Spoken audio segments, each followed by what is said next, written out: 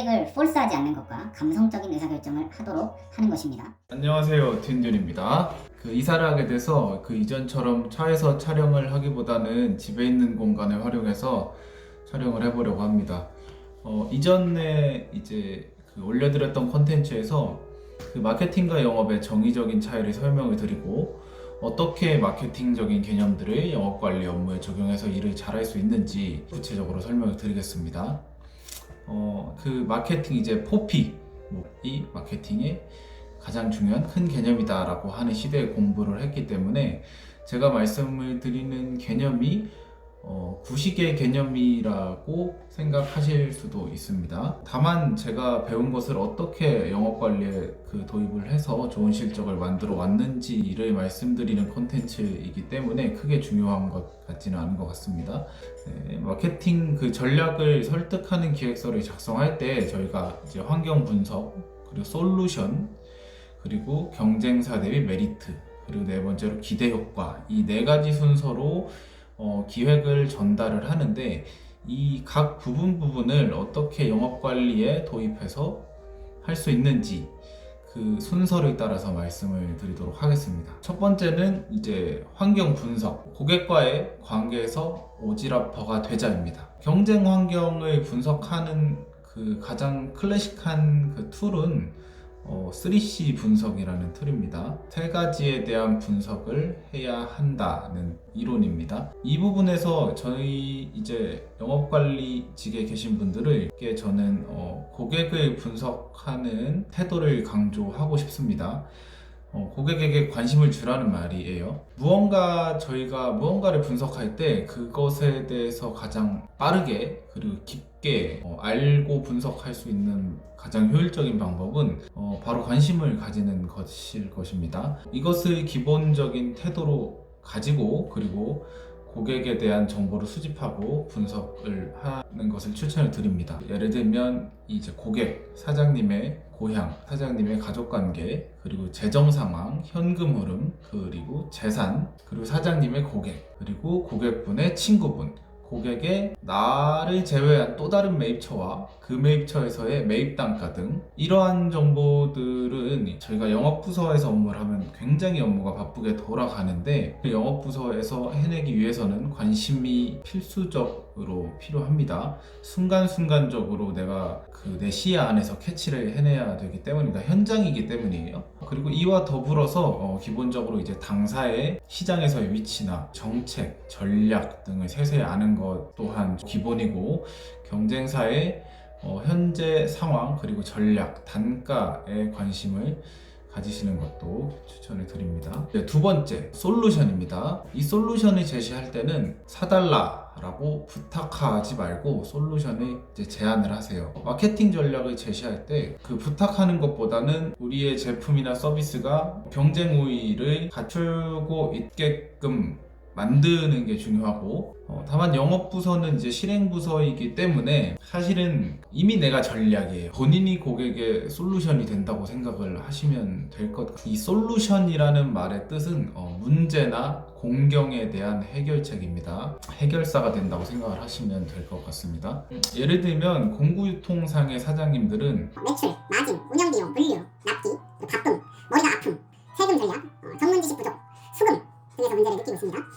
제가 방금 말씀드린 10가지의 문제점들은 고객들이 느끼는 전형적인 문제들입니다.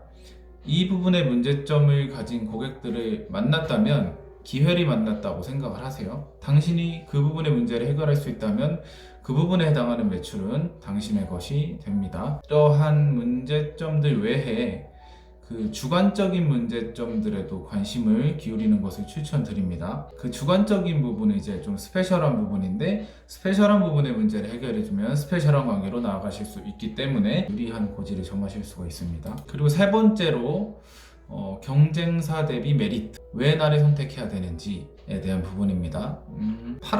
뭔가를 팔아야 한다라고 할 때는 경쟁사의 제품이나 서비스 정책보다 뾰족한 부분 한 가지를 무조건 찾아야 합니다. 마케팅 전략을 세울 포인트를 잡을 때 무조건 이 뾰족한 부분을 기본으로 합니다.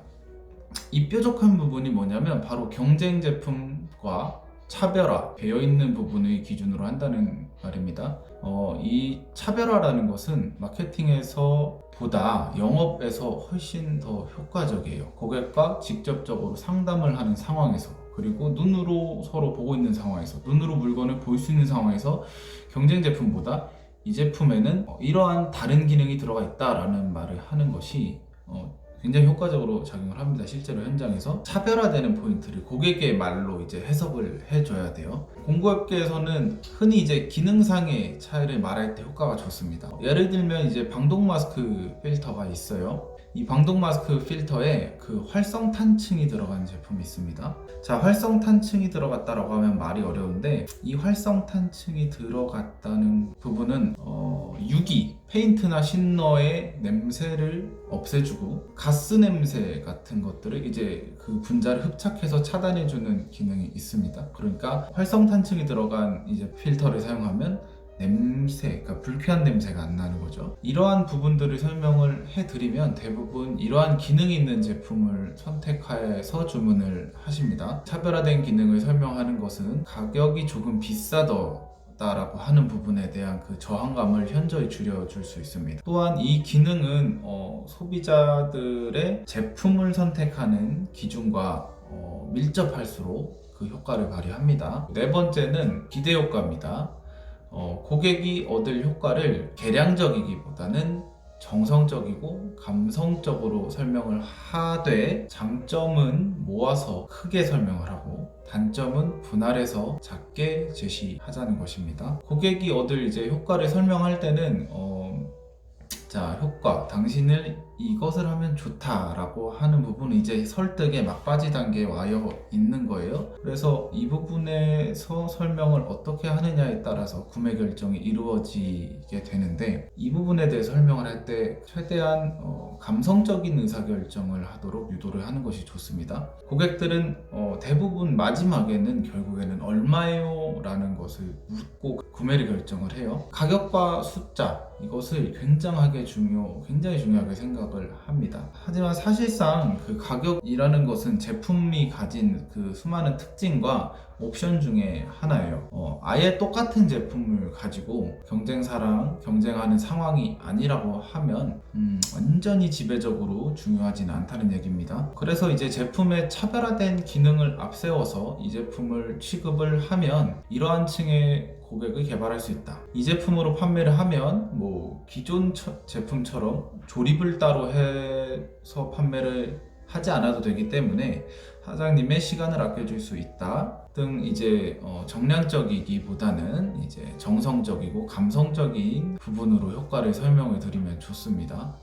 다만 꼭 가격 메리트에 대해서 얘기를 해야 된다고 한다면 이 제품이나 서비스를 통해서 얻어지는 고객의 금전적인 이익은 한 달이나 1년을 기준으로 합산해서 얘기를 하고, 예를 들면 하루에 당신이 이 제품을 통해서 500원씩 이득을 볼 수 있다. 그러면 한 달이면 15,000원이고 1년이면은 18만 원이네요. 그리고 이제 비용의 부담을 얘기를 해야 할 때는 일주일이나 하루를 기준으로 분산해서 이야기하는 것이 좋습니다. 예를 들면 100만 원짜리 제품을 구매한다고 하시면 고객님이 이 제품을 한 3년을 사용하실 것 같다. 그러면 이제 1000일이기 때문에 하루에 1000원 정도 비용을 부담하는 것이 어렵지 않을 것 같다, 이런 식으로 얘기를 이끌어가는 것이 좋다는 얘기입니다. 지금까지 이제 마케팅적인 개념들을 어떻게 영업에 도입을 해야 하는지 설명을 드렸는데, 큰 흐름은 고객을 폴스하지 않는 것과 감성적인 의사결정을 하도록 하는 것입니다. 네, 여기까지 일단 컨텐츠를 마치겠습니다. 감사합니다. 쥐야!